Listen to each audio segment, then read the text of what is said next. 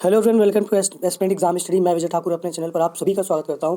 आज का हमारी क्लास जीके जीएस के कुछ महत्वपूर्ण प्रश्न होंगे, टॉप 100, और उसमें करंट अफेयर भी कुछ पढ़ाऊंगा मैं, अवार्ड से लेके और कुछ स्पोर्ट्स का। जितने भी नियर आने वाले एग्जाम हैं, जैसे EMRS हो गया और BPSC हो गया, एक दो एग्जाम्स और भी लगे हुए हैं जिसमें एक अच्छा सेक्शन जो है आपको जीके जीएस का भी देखने को मिलता है, तो उसके लिए बहुत इंपॉर्टेंट है। तो लास्ट तक बने रहिएगा और जरूर देखिएगा। चैनल पर न्यू है, पहली बार विजिट किया तो प्लीज़ सब्सक्राइब कर लीजिएगा। चलिए आज की क्लास स्टार्ट करता हूँ। बहुत ही शॉर्ट में खत्म करने की कोशिश करूँगा। तो चलिए पहला क्वेश्चन देखते हैं। कौन सा स्थल प्रागैतिहासिक चित्रकला के लिए प्रसिद्ध है? तो जो भीमबेटका की गुफाएं हैं जो कि मध्य पाषाण काल के अंतर्गत आती हैं, वही फेमस है चित्रकला के लिए। चलिए क्वेश्चन 2 देखते हैं। भारतीय पुरातत्व सर्वेक्षण किस मंत्रालय के अधीन एक विभाग है? तो ये संस्कृति मंत्रालय के अधीन आता है। मैंने जहाँ तक वही क्वेश्चन सेलेक्ट किए हैं इसमें, जैसे ट्रेंड चल रहा है बदलाव का, तो उसी के अकॉर्डिंग है। काफ़ी क्वेश्चन नए तरीके के मिलेंगे आपको। तो चलिए देखते हैं। मानव कंकाल के साथ कुत्ते का कंकाल कहाँ से प्राप्त हुआ है? तो ये एक प्रथा थी जहाँ मानव के साथ कुत्ते को भी दफनाते थे ज़मीन के अंदर, और ये बुर्ज होम पर है जो कि जम्मू कश्मीर में पड़ता है। उसके बाद चलिए देखते हैं, सर्वप्रथम मानव ने किस धातु का प्रयोग किया था? तो तांबे का प्रयोग किया था। जीविकोपार्जन हेतु वेद वेदांत पढ़ने वाला क्या कहलाता है? तो ये उपाध्याय कहलाता है। छोटी मोटी जो भी मिस्टेक होगी हिंदी की ओवर राइटिंग की, तो प्लीज़ उसे अवॉइड करिएगा। गोपद ब्राह्मण का संबंध किस वेद से है? तो ये अथर्ववेद से है। जैन धर्म में पूर्ण ज्ञान के लिए किस शब्द का प्रयोग किया जाता था? तो एक कैवल्य कहा जाता है उन्हें। उसके बाद बुद्ध कौशाम्बी किसके राज्यकाल में आए थे? तो ये उदयन के राज्यकाल में आए थे। मत्स्य महाजनपद किस प्रांत के क्षेत्र में बसा था? तो राजस्थान प्रांत के जयपुर में बसा हुआ था, सॉरी। और ये बहुत इंपॉर्टेंट है, अक्सर एग्जाम में आता है मत्स्य के बारे में। नागार्जुन किस बौद्ध संप्रदाय के थे? तो ये माध्यमिक या जिसे शून्यवाद मत कहा जाता है, उस संप्रदाय से आते थे ये। सप्तपर्णी गुफा कहाँ स्थित है? तो ये राजगीर बिहार में स्थित है, जिसे राजगृह भी कहा जाता था। तो महावीर स्वामी को किस नदी के तट पर ज्ञानोदय प्राप्त हुआ था? तो ये रिजु नदी है, रिजु पालिका नदी, और इसे ऐसे भी लिखते हैं, इस तरह से भी लिखा जाता है, रिजु रिजु पालिका, तो इस तरह से भी लिख सकते हैं इसे। चलिए नेक्स्ट देखते हैं। उत्तर प्रदेश में बौद्ध एवं जैन ये दोनों की प्रसिद्ध तीर्थ स्थली कौन सी है? तो ये कौशाम्बी पड़ती है। देवानाम प्रियदर्शी किसे कहा जाता है? तो ये अशोक को कहा जाता है ये। कलिंग युद्ध के संदर्भ में साक्ष्य किस शिलालेख से मिले? तो अशोक के 13वें शिलालेख में मिलता है ये कलिंग युद्ध। मगध का कौन सा सम्राट अपरूप परशुराम के नाम से जाना जाता था? तो ये महापद्मनंद थे। सातवाहन वंश का संस्थापक कौन था? तो ये सुमुख थे। गुप्त वंश किस शासक ने महाराज की उपाधि धारण की थी? तो ये चंद्रगुप्त प्रथम थे। डिया होगा। डिया फिलाडेल्मस जिसके साथ अशोक के राजनीतिक संबंध थे, कहाँ का निवासी था? तो ये मिस्र का था। यहाँ दिया नहीं डिया होगा। शक संवत का प्रारंभ कब हुआ था? तो ये 78 ईसा पूर्व होता है। किस वंश के साम्राज्य की सीमाएं भारत के बाहर तक फैली थी? तो ये मौर्य वंश और कुषाण वंश, दो वंश थे जिनकी सीमाएं भारत के बाहर तक फैली थी। खजुराहो के मंदिर के निर्माण किस शैली में हुआ है? नागर शैली में हुआ है। ज़्यादातर मंदिरों के निर्माण नागर शैली में होते हैं। नागर शैली की विशेषता है कि नीचे से चौड़ाई जाके ऊपर मिल जाता है, यूँ करके चारों तरफ से फिर वो मिल जाएगा यूँ। ज़्यादातर मंदिर भी इसी, हमारे जो हिंदुत्व के मंदिर बनते हैं ऐसे ही बनते हैं। चलिए नेक्स्ट देखते हैं। एलिफेंटा के प्रसिद्ध गुफा मंदिर का निर्माण किस शासक द्वारा कराया गया? तो राष्ट्रकूट शासक द्वारा कराया गया था। एक चीज़ मैं यहाँ पे एक चीज़ बताता हूँ आपको, अगर भूल जाए तो हमेशा याद रहेगी आपको। ये महाराष्ट्र में जो भी बने हैं या चीज़ें बनाई गई हैं, वो राष्ट्रकूट शासकों द्वारा बनाई गई हैं। और जितनी भी MP में है, ज़्यादातर में बता रहा हूँ, सब नहीं, ज़्यादातर में जो MP में चीज़ें बनाई गई हैं वो चंदेल शासकों द्वारा बनाई गई है। कभी आप भूल जाएं कि तो आप राज्य से नाम याद रखिए कि उस जगह पे ज़्यादातर राष्ट्रकूट और चंदेल शासकों ने ऐसे बनवाया। चलिए नेक्स्ट देखते हैं। कोणार्क के विशाल सूर्यदेव का मंदिर का निर्माण किसने करवाया? तो नरसिंह देव वर्मन प्रथम ने करवाया था इसका निर्माण। प्राचीन भारत पुस्तक पंचतंत्र के मूल लेखक कौन माने जाते हैं? तो ये विष्णु शर्मा माने जाते हैं। शक विजेता किसे कहा जाता है? तो चंद्रगुप्त द्वितीय विक्रमादित्य को कहा जाता है। बेसल शैली का विकास हुआ है? तो ये द्रविड़ शैली और नागर शैली के मिक्स से हुआ है बेसल शैली का निर्माण। चलिए नेक्स्ट देखते हैं। समुद्रगुप्त के प्रयाग प्रशस्ति वाले स्तंभ पर किसका लेख मिलता है? तो ये जहांगीर का जो लेख है वो मिलता है। चलिए नेक्स्ट देखते हैं। एलोरा के कैलाश मंदिर का निर्माण किसने करवाया? तो राष्ट्रकूट शासकों ने कराया। अजंता एलोरा महाराष्ट्र राष्ट्रकूट शासक वहाँ पे, और मध्य प्रदेश खजुराहो, ये सब चीज़ें आपको चंदेल शासक। भारतवर्ष में ब्रिटिश साम्राज्य का संस्थापक कौन था? तो ये 1757 की जो विजय हुई थी रॉबर्ट क्लाइव की, वहीं से न्यू मान ली जाती है कि पक्की होती चली गई थी ब्रिटिश साम्राज्य की। और रॉबर्ट क्लाइव 1757 की विजय ब्रिटिश प्रभुत्व की नींव मानी जाती है। अंग्रेजों का प्रथम स्थायी कारखाना कौन सा था? 1613 ईस्वी में सूरत में खुलता है वो। किस शासक ने ईस्ट इंडिया कंपनी को दीवानी प्रदान की थी? तो 1765 में जो इलाहाबाद की संधि थी, उसके बाद जो शासक थे उन्होंने बंगाल, बिहार, उड़ीसा की दीवानी स्थायी रूप से ईस्ट इंडिया कंपनी को दे दी थी। चलिए नेक्स्ट देखते हैं। कैसे रेगुलेटिंग एक्ट से कोलकाता में सर्वोच्च न्यायालय की स्थापना की गई? किस रेगुलेटिंग होगा यहाँ पे, किस कह लीजिए, किस रेगुलेटिंग एक्ट से? तो ये 1773 का रेगुलेटिंग एक्ट आता है, जिसमें एक मुख्य न्यायाधीश और 3 अन्य न्यायाधीश होते हैं। एलिजा इम्पे इसके मुख्य न्यायाधीश के होती है। और 1774 में उच्च न्यायालय की स्थापना हो जाती है, उच्चतम न्यायालय की स्थापना कर दी जाती है। चलिए नेक्स्ट देखते हैं। ब्रिटिश साम्राज्य में अवध का विलय कब हुआ था? तो 1856 में होता है। ब्रिटिश भारत में सैन्य बल पर केंद्र राजस्व का कुल कितना प्रतिशत प्रयोग होता था? तो 40% होता था। मोपला विद्रोह केरल के मालाबार क्षेत्र में कब हुआ था? इंपॉर्टेंट है ये, 1921 में होता है ये। अंग्रेजों के विरुद्ध बनारस विद्रोह का नेतृत्व किसने किया था? तो राजा चेत सिंह ने किया था। किस वायसराय की हत्या अंडमान निकोबार द्वीप समूह में एक दंडित अपराधी द्वारा कर दी गई थी? तो लॉर्ड मेयो एक ऐसा वायसराय है जिसकी उसी के कार्यकाल में हत्या, और उसी के अंडमान निकोबार द्वीप समूह की जो जेल थी उसमें चाकू मार के हत्या की गई थी, और जिसने किया था वो शेर अली नाम पाठक द्वारा की गई थी। ब्रिटिश भारत की राजधानी कोलकाता से दिल्ली स्थानांतरित किसके काल में हुई? तो ये केबीसी का 50 लाख का भी क्वेश्चन था, यही क्वेश्चन पूछा गया था केबीसी में। और ये लॉर्ड हार्डिंग द्वितीय है, और 1911 में ये आता है स्थानांतरण करने के लिए, और 1912 में बन जाती है दिल्ली राजधानी। निकास के सिद्धांत का प्रतिपादन किसने किया था? तो दादा भाई नौरोजी ने किया था। सभी जानते हैं अंग्रेज आए थे तो यहाँ से चीज़ें ले जा रहे थे, यहाँ कुछ दे नहीं जा रहे थे, उसी से त्रस्त होकर भारतीयों के पास कुछ बचता नहीं है, और वो सोचते हैं कि कैसे निकासी का सिद्धांत एक लाया जाए जिससे हम भारतीयों को भी फायदा हो। किसने ये विचार किया था कि भारत में ब्रिटिश आर्थिक नीति घिनौनी है? तो ये कार्ल मार्क्स ने कहा था, ये विचार उनके थे। भारत का मार्टिन लूथर किसे कहा जाता है? तो स्वामी दयानंद को कहा जाता है। भारत का एकमात्र यहूदी वायसराय कौन था? तो ये लॉर्ड रीडिंग था, और इसी के समय चौरी चौरा घटना हुई थी, और स्वराज पार्टी का गठन भी हुआ था 1922 के आसपास की, 23 के आसपास की चीज़ें हैं ये। वर्नाकुलर एक्ट, प्रेस एक्ट किसके काल में पारित किया गया? तो लॉर्ड लिप्टन था। भारत में न्यायिक संगठन का स्थापना किसने की थी? लॉर्ड कॉर्नवालिस द्वारा की गई। 1857 के विद्रोह के दौरान बहादुर शाह ने किस साहब आलम बहादुर का खिताब दिया था? तो ये बख्त खान को दिया था। चलिए नेक्स्ट देखते हैं। 1857 विद्रोह के समय भारत का गवर्नर जनरल कौन था? तो लॉर्ड कैनिंग था। कूका आंदोलन की नींव पड़ी थी? कूका आंदोलन पंजाब में हुआ था, और ये 1840 के दशक में होता है। समाचार पत्रों का मुक्तिदाता किसे कहा जाता है? तो चार्ल्स मेडकॉफ को कहा जाता है। भारत संघ की स्थापना किसने की थी और कब की गई थी? तो भारत संघ 1876 में सुरेंद्र नाथ बनर्जी ने की थी, और आनंद मोहन बोस के सहयोग से हुई थी। ये पहले जैसे आईएएस हैं, तो वैसे ही सुरेंद्र नाथ बनर्जी उस समय के पहले फर्स्ट इंडियन थे, तो आईएएस बने थे। 1863 के आसपास की बात है ये। चलिए अब कुछ करंट अफेयर देख लेते हैं। सबसे पहले टेनिस का ग्रैंड स्लैम देख लेते हैं, किसने 2023 में किसने क्या जीता है। हम अगर ऑस्ट्रेलिया की बात करें तो नोवाक जोकोविच और आर्यन सेवलिंका ने जीता है। इसका भी शॉर्टकट भी बताऊंगा मैं अभी। सबसे पहले देख लीजिए, फ्रेंच ओपन की बात करें तो ये भी नोवाक जोकोविच ने ही जीता है। स्टार्टिंग के 3 जो नोवाक जोकोविच ने जीता था, और एक कार्लोस अल्कराज ने जीता है, ये टेनिस वाला देख सकते हैं। उसके बाद फीमेल्स की बात करें हम तो फ्रेंच ओपन में फीमेल सिंगल, ये सिंगल की बात कर रहा हूँ, डबल नहीं है, सिंगल की है टेनिस की, तो ईगा स्वियातेक ने जीता है। और विंबलडन की बात करें, सबसे पुराना है ये, तो मार्केटा वोंद्रोसोवा ने जीता है ये। यूएस ओपन की बात करें तो कोको गॉफ ने जीता है ये। तो अब इसका शॉर्टकट बताता हूँ मैं, शॉर्टकट कैसे पढ़ोगे आप। तो अगर ऑस्ट्रेलिया का देखा जाए तो आप देख सकते हो ANA, अन्ना से याद रखो आप।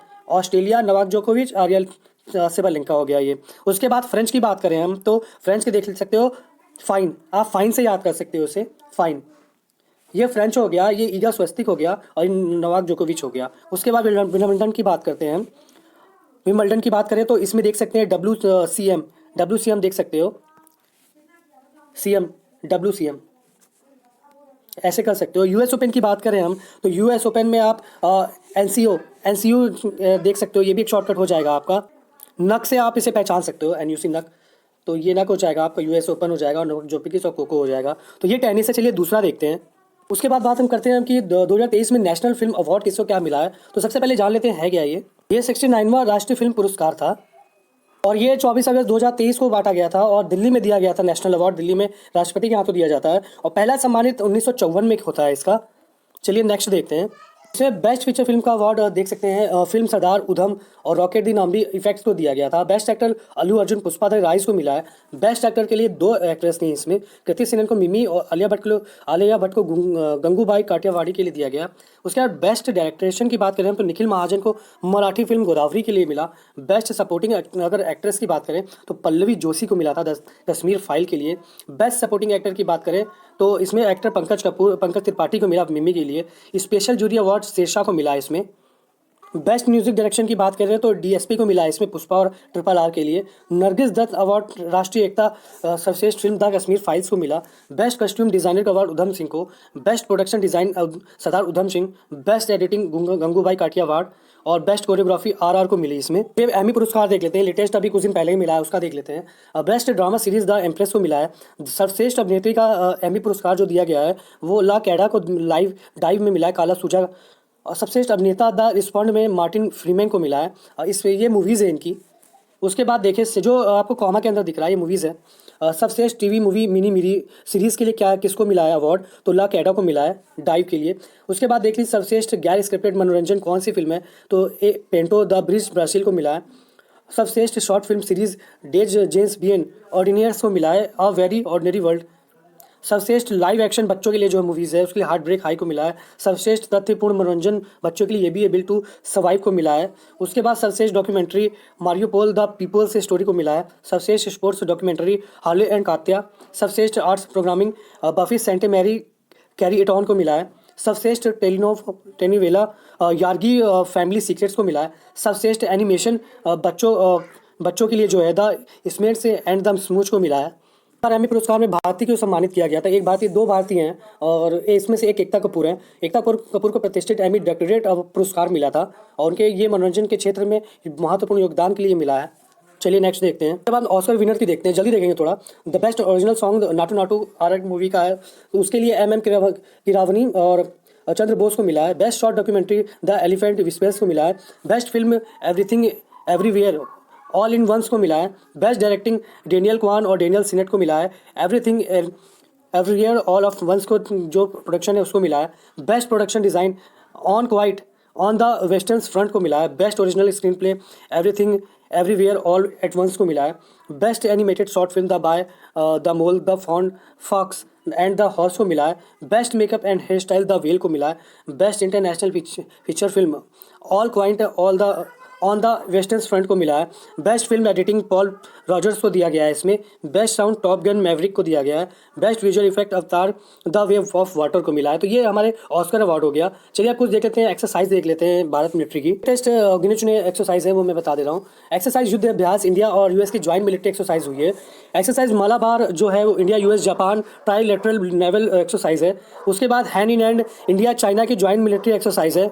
वरुणा युद्ध अभ्यास इंडिया फ्रांस नेवल एक्सरसाइज है। इंद्रधनुष एक्सरसाइज जो है वो इंडिया UK के बीच में है।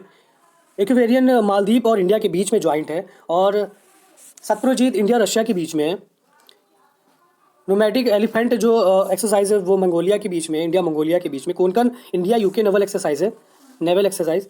तो ये कुछ इंपॉर्टेंट एक्सरसाइज थी जो रिसेंट हुई हैं उसके बारे में। चलिए देखते हैं बाकी अपने GK के क्वेश्चंस, ये जल्दी से कवर करते हैं। भारतीय राज कांग्रेस की स्थापना के समय वायसराय कौन था, तो ये डफरिन के समय कार्यकाल भारतीय कांग्रेस की स्थापना होती है। डफर के समय, मैं ऐसे कहता हूँ डफर के समय कांग्रेस स्थापित हुई, तो आप ऐसे ट्रिक से याद कर सकते हो। डफरिन का कार्यकाल था और वायसराय लॉर्ड डफरिन, और ये 1884 से 1888 के बीच में होता है। चलिए कुछ विद्रोह आंदोलन देख लेते हैं किस ईयर में हुए हैं।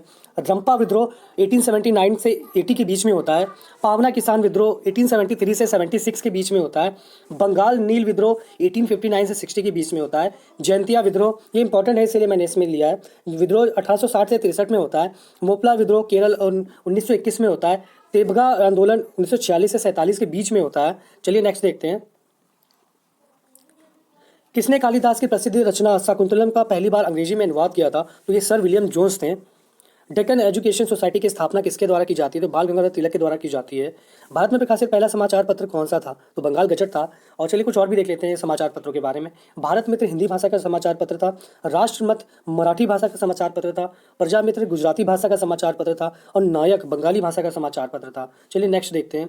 हिंदुस्तान सोशलिस्ट रिपब्लिक एसोसिएशन की स्थापना किसके नेतृत्व में हुई थी? तो चंद्रशेखर आज़ाद के नेतृत्व में होती है। मैं इसको इस तरह से पढ़ता हूँ कि काफ़ी कन्फ्यूज़ देता है। यहाँ पे देखेंगे तो हिंदुस्तान HSRA HSRA ऐसे याद कर सकते हैं 1928 में चंद्रशेखर आज़ाद द्वारा, और एक HRA है भगत सिंह द्वारा। तो ये अलग अलग है, याद रखिएगा। HRA आ जाता है तो भगत सिंह, और HSRA हो जाता है तो ये चंद्रशेखर आज़ाद। चलिए नेक्स्ट देखते हैं। बंगाल विभाजन को राखी दिवस के रूप में किसने मनाया था? तो ये रविंद्रनाथ टैगोर जी ने मनाया था। ये फिनिक्स आश्रम कब और किसके द्वारा दक्षिण अफ्रीका में स्थापित किया गया? ये आपके लिए दक्षिण अफ्रीका भी एक ऑप्शन हो जाता है। फिनिक्स आश्रम कहाँ पे है? तो दक्षिण अफ्रीका में 1904 में महात्मा गांधी जी द्वारा स्थापित किया जाता है। ये शारदा अधिनियम के अंतर्गत लड़कियों और लड़कों के विवाह की न्यूनतम आयु कितनी निर्धारित की गई थी? तो लड़कियों के लिए 14 और लड़कों के 18 वर्ष। उसके बाद अगस्त 1925 में सेंट्रल लेजिस्लेटिव असेंबली का अध्यक्ष कौन था? तो विट्ठल भाई पटेल जी थे। किस वर्ष वर्तमान उत्तर प्रदेश को प्राय संपूर्ण क्षेत्र बंगाल प्रेसिडेंट से अलग करके आगरा प्रेसिडेंट के अधीन कर दिया गया? तो ये 1834 में होता है, 1834 में। राजा राम मोहन राय ने अपनी प्रसिद्ध पुस्तक गिफ्ट टू मोनोथिस्ट किस भाषा में लिखी थी? तो ये फारसी भाषा में 1809 में लिखी थी। अपने से छोटी मोटी मिस्टेक प्लीज़ अवॉइड करिएगा हिंदी की, वो टाइपिंग में हो जाता है। राजा राम मोहन राय ने अपनी प्रसिद्ध पुस्तक गिफ्ट टू मोनोथिस्ट किस भाषा में लिखी? तो ये फारसी भाषा में लिखी थी। चलिए नेक्स्ट देखते हैं। भारत में तटीय राज्यों की संख्या कितनी है? तो ये 9 है। 10 डिग्री चैनल पृथक करता है तो अंडमान को निकोबार द्वीप से समूह से अलग करता है। धौलाधार श्रेणी किस क्षेत्र की प्रमुख जनजाति है? धौलाधार श्रेणी क्षेत्र की प्रमुख जनजाति कौन सी है? तो ये गद्दी है, लद्दाखी है, गुज्जर है, बकरवाल है, बड़ी है आदि, ये प्रमुख जनजाति है वहाँ की।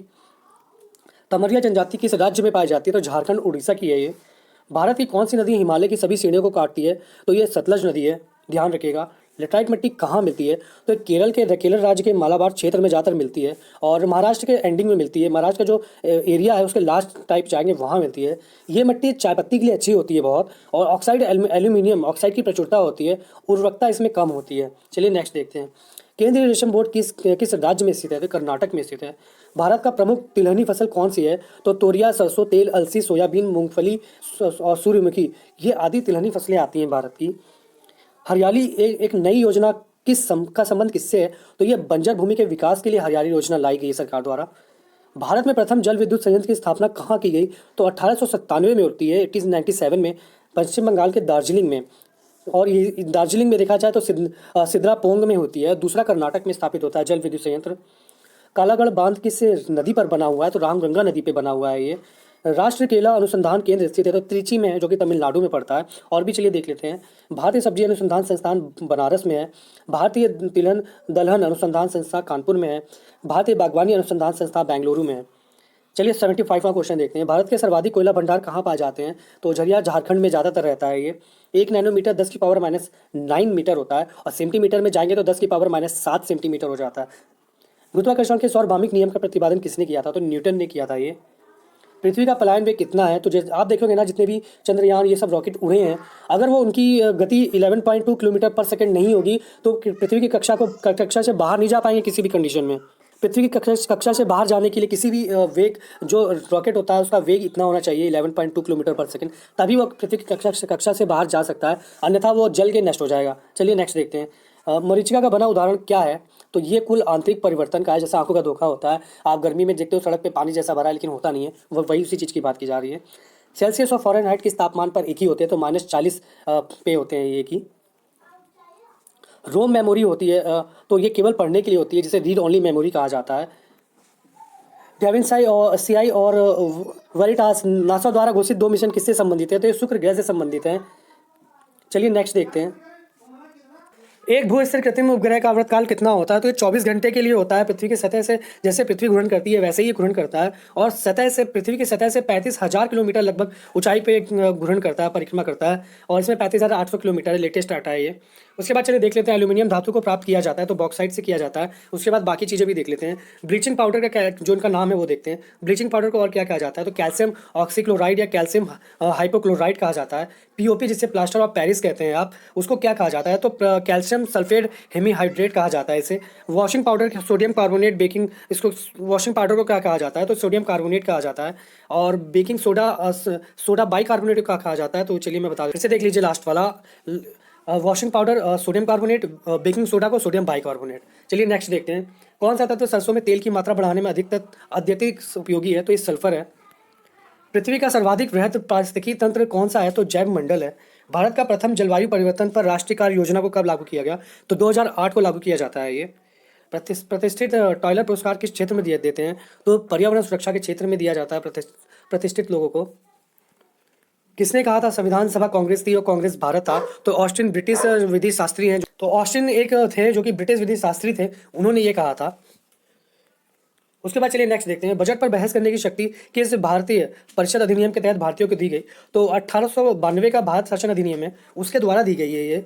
भारतीयों को बहस करने की शक्ति बजट पर। केंद्र में द्वैत शासन कब लागू किया गया? तो भारत सरकार अधिनियम 1935 के अंतर्गत लागू किया गया, जिससे प्रांतों में द्वैत शासन को समाप्त करके केंद्र में द्वैत शासन की व्यवस्था की गई। और प्रांतों में द्वैत शासन 1919 से आता है। चलिए नेक्स्ट देखते हैं, वित्त विधेयक के बारे में विशेष उपबंध किस अनुच्छेद के अंतर्गत किया गया? तो अनुच्छेद 117 के अंतर्गत है ये। भारत के संविधान के अनुच्छेद 300 के अनुसार भारत की सरकार का कानूनी नाम क्या है? तो द यूनियन ऑफ इंडिया, जिसे भारत संघ हिंदी में कहा जाता है। भाषाई आधार पर राज्यों का पुनर्गठन किस वर्ष में किया गया? तो फजल अली आयोग था 1956 का, उसमें किया गया। भारतीय संविधान के किस अनुच्छेद के अंतर्गत अंतर्राष्ट्रीय समझौते को प्रभावी बनाने हेतु संसद राज्य सूची के विषय पर कानून बना सकती है? तो अनुच्छेद 253 के अंतर्गत है ये। मेघालय का पठारी भाग है, तो प्रायद्वीपीय खंड है ये। किस तट से भारत औसत समुद्र तल नापा जाता है? तो ये चेन्नई है। गंगा नदी द्वारा, तो पूर्ववर्ती अपवाह तंत्र नदी का हिस्सा है ये। थानी बांध किस नदी पर स्थित है? तो पेरियार नदी पर है नदी, और ये केरल में पड़ता है। दुलस्ती हाइड्रो पावर स्टेशन किस नदी पर स्थित है? तो चिनाब नदी पे है, और इसकी जो क्षमता है बिजली की, तो 390 मेगावाट की क्षमता है उत्पादन की। तो आज के लिए इतना ही, मिलती है नेक्स्ट वीडियो में बहुत जल्दी। ये एक फर्स्ट वीडियो था जो कि आने वाले एग्जाम के लिए इंपॉर्टेंट हो सकता है आपके लिए। नेक्स्ट वीडियो में बहुत जल्दी लेके आऊँगा नेक्स्ट पार्ट, और उसमें भी आपको सब मिला जुला ही मिलेगा। हिस्ट्री, ज्योग्राफी, जितने भी संविधान है, राजनीतिक, हर चीज़ आपको उसमें मिक्स ही मिलेगी। जो तो चैनल पर बने रहिए, प्लीज़ देखिएगा लास्ट तक, काफ़ी इंपॉर्टेंट होगा। और चैनल पर बने रहिए। धन्यवाद।